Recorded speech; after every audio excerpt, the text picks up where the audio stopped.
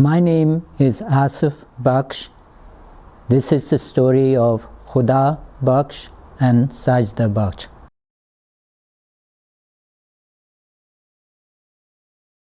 I was born in 1950 in Colourful, Pakistan. I came to the UK in 1958. I was staying with my grandfather in Pakistan when my father came to this country. I left there in 1958 from Karachi on a VC-10. I believe that was the old aircraft that shook like anything. And I came by myself in those days to London, and then from London I transferred to Glasgow Airport, and this was in January. I remember it very well because I was wearing shorts from Pakistan, and it was a warm weather. But I came here and it was snowing, and my father had a blanket that he wrapped me in and took me home from Glasgow Airport. I was very happy because I hadn't seen him for a while since he left Pakistan. Khuda Bakhsh was born in 1927, June 22nd, and he migrated to the United Kingdom in 1955, I believe. Khuda Bakhsh, as I said, was born in Colourful, Pakistan, which is in the district of Mianwali. And if you know the Mianwali people, we are a tribal fighter kind of people. We're a mixture of Punjabi and Pathan. So my father was a fighting, spirited type of person. But he had also, he was one of the few that was early documents of him getting his metrication in Punjab University.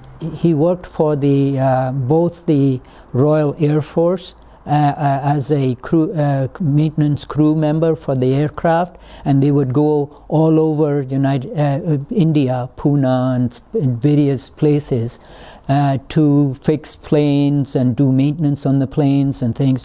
But at the same time, because the Americans were there, he had involvement with the American Army as well, doing various maintenance stuff.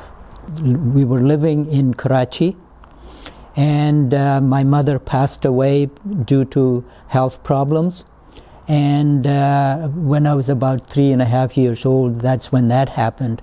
At that time, my father then was, obviously a death of a spouse creates change, and he was looking for change. So he had friends from the old RFA, Royal Air Force days in India. And so he talked to them, and they said there are so many opportunities in the United Kingdom due to the after effects of World War II. Well, which is surprising to me was that I saw that he came from Bombay by ship.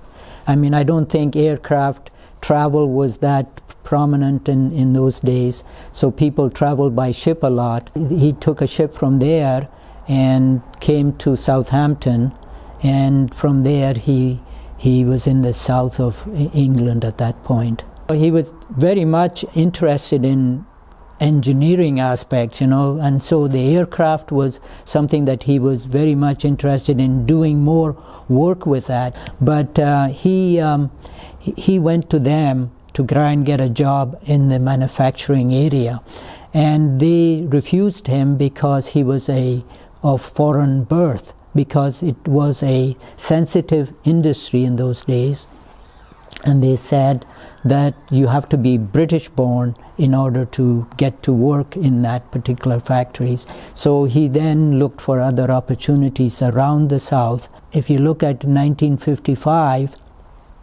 and then you look at 1958 when I arrived, so in 3 years he had moved from the Southampton, south of South England, to Scotland by then. He liked the Scottish people. He loved being in Fort William. Every time we come, we go and visit Fort William, because that's how close it was our hometown. He was doing the same thing that I think a lot of his people in his flat and other Pakistanis were doing. They were they were basically doing a lot of door-to-door salesman type stuff. They would buy clothing from the warehouses and the larger shops here, and then they would go out in what do you call it, vans, and go to nearby, northern parts of suburbia of Glasgow, other areas, little towns and things like that, and so gradually find places where there weren't that many shops, but they could go door to door selling things to the housewives and husbands and things. As these people, different people, were going outside of Glasgow, and as they moved gradually north, towards Oban and places like that, and then my father ended up in Fort William, and then he established so many customers there that's when he decided to move to Fort William. He would continue the door-to-door, going to the houses, to their customers, asking them what they needed, what they wanted, so and then telling them what he had, showing them some stuff that they might be interested in, and they would purchase it, or they would say, I need a new coat for winter, and he would come back to Glasgow. He'd come once a week or twice, once every 2 weeks, and he'd come to Glasgow and buy those things. He knew the sizes and everything else, so he would take them back, and then they didn't have to come to Glasgow. He was doing their legwork for them, so he would do that. Then the other thing was, a lot of these people were poor people. They were working class people, and so they didn't have money to put 20 pounds on a suit or something like that.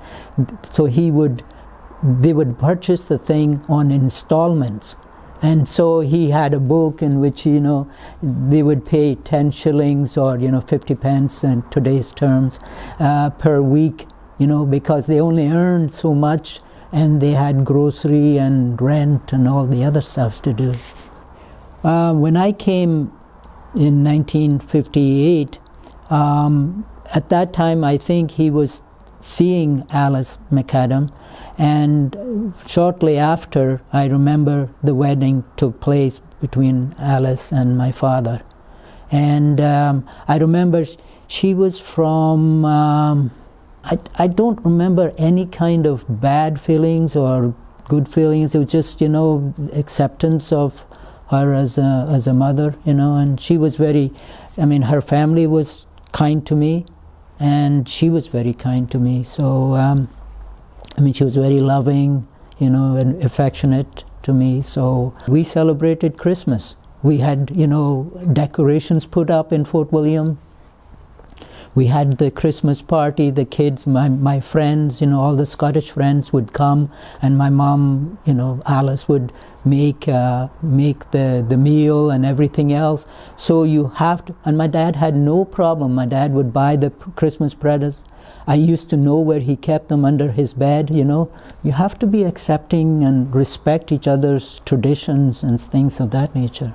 If you didn't have sugar and the shops were closed, you'd go next door and you'd get a cup of sugar, So we got the same treatment, People would come to us and say, oh, we've run out of sugar. Can you give us some sugar till morning when we go and get it?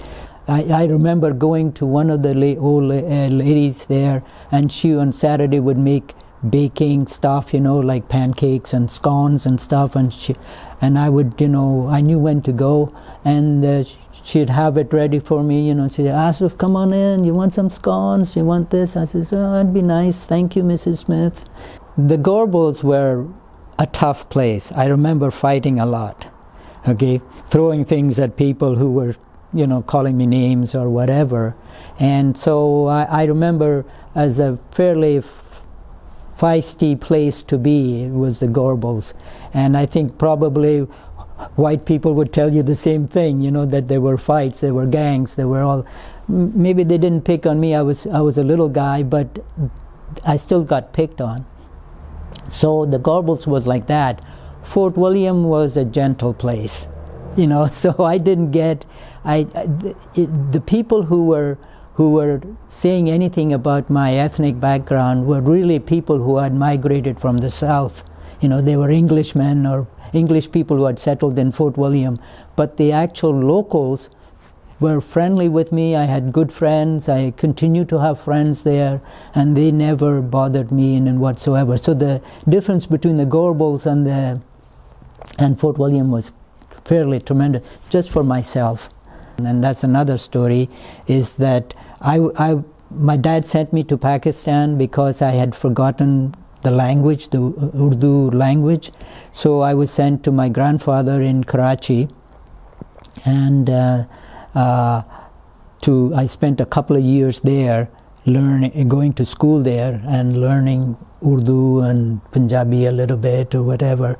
So that I was there when Dad came back, and he had divorced Alice and basically went to Pakistan to get married, and he went and got married there at that time, and I think I was 13 years old, which is 1963 or 4 or something like that. I left high school in 1970. I started college then in London. My father and brothers and sisters, the family, moved to Glasgow probably 1973, 74, something of that nature. When I came out of college, I started working for British Airways. But I was now coming to the age of marriage, so I moved to the USA because of all the immigration activity that was taking place in the United Kingdom, especially with Enoch Powell and racism. And every day you came home, and on television it was Paki this, Paki that. The skinheads were running rampant around there. So my fear was that I'm going to get married, I'm going to bring my loved ones into an environment that is basically wild and dangerous. I mean, they're walking the street, somebody throws something at them, whatever. So I wanted to get out. So I tried for the Middle East, jobs in the Middle East. I tried for Canada, and then a job came along from America. So I left UK specifically for no other reason, not money, not anything else, but the fact that I wanted to get away from the racism that was in London and England. Mind you, I grew up here, so I'm as much Scottish as I am Pakistani. In fact, I only spent 7 odd years in Pakistan, so my heritage is Scotland. I'm still a Rangers supporter. My mother, Sajida Bakhsh, came to Fort William actually in 1964. Sajida Bakhsh was an educated person who worked for a company, I believe it was Bata, the shoe company. And for a person to be, a female to be working in Pakistan in those days was a big thing. And so she had exposure to working with people, to the English language. So it wasn't, obviously she felt nervous about coming to a foreign country, but I think she settled in very quickly, made friends with people. And by that time, my father was thinking of a shop, and so he had a shop there, and so he basically was working there, plus he was coming back to Glasgow and everything. So Mom took over, sometimes helping her out in the shop. Gradually she began to help him out, and she had some good ideas, because she was an educated person, thinking person, so she was fairly intelligent. We would have all kinds of discussions. I've been blessed. I've had 3 mothers, and they were my mothers. And I got along great with them, and I argued with them, and I would argue with Sajida Bakhsh as well, in the kitchen while she's cooking. We're talking about Mao Zedong, we're talking, so all the politics and everything else. So I think I've been blessed. I had good mothers, instead of 1, I had 3.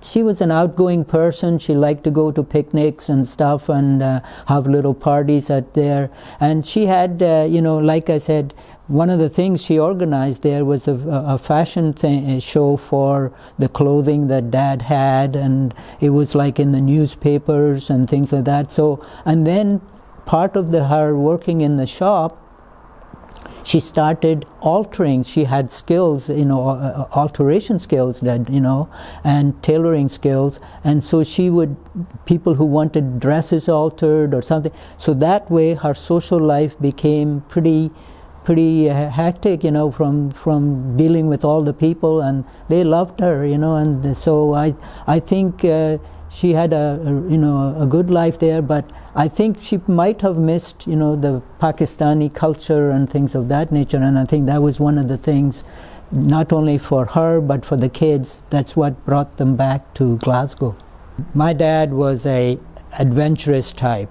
He loved traveling, okay, so, and Mom liked that whole process as well.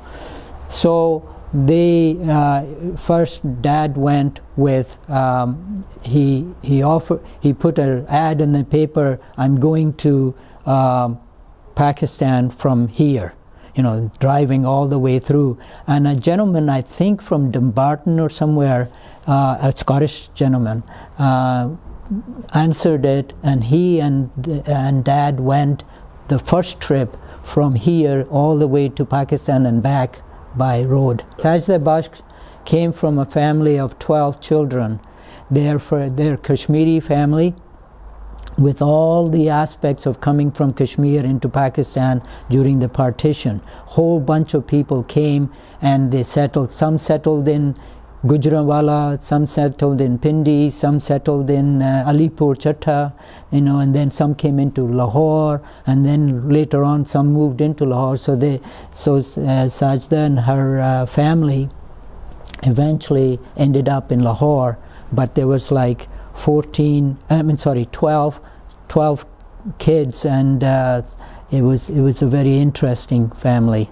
And our father, as an example, was a very, very educated person, and he played chess with Allama Iqbal and with good friends. A car would pull up and take him to Allama Iqbal, and they were a group of people that would discuss politics and religion and all kinds of things, and they would play chess, and Allama Iqbal was very much into chess. So that's so he was an educated man, and he pushed education on his family as well. They were very religious people, prayer, all the other stuff, the aspect of instilling that in the children. I think the clear example of that is when the children were getting to a certain age, we left Fort William because of that. They wanted the identity, the ethnic background identity to be instilled in the children, and then the religious aspect as well. That was the whole purpose of moving back to. It wasn't a social thing, it was a religious, ethnic thing that brought them back to Glasgow. The two words that would describe my father is one of respect. He had respect for everybody. Everybody. If you showed disrespect, you got a good thrashing. Okay? The other thing was he was disciplined. And that discipline came out of the RAF and the army. He would come and inspect my bed to make sure I made it properly. So the two words to describe Sajida Bakhsh are love and care. She cared for other people. She loved our family. So if you wanted to get some understanding and everything, you went to her, and she was always open for talking to you about. Again, what they would say to the family is what they would say to the community, is to forgive, to be together, to love each other, to not cause issues or problems, and to forgive and forget. So I think those type of things, I believe both of them would say that.